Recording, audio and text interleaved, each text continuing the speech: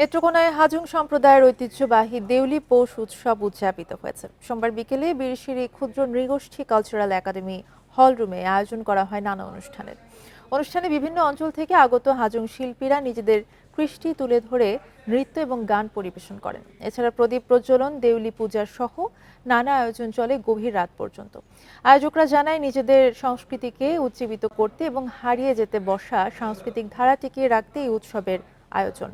UNESCO ও বাংলাদেশ জাতীয় জাদুঘরের সহযোগিতায় আদিবাসী কল্যাণ ও উন্নয়ন সংস্থার এই উৎসবের আয়োজন করে।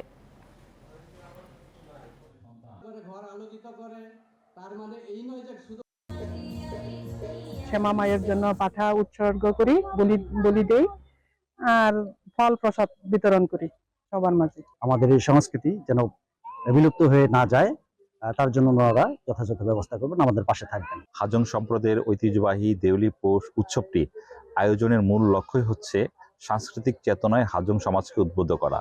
হাজংরা যেন তাদের সংস্কৃতি, ইতিহাস, ঐতিহ্যকে রক্ষা করতে পারে, সংরক্ষণ করতে পারে, এটাই হলো তার মূল কথা।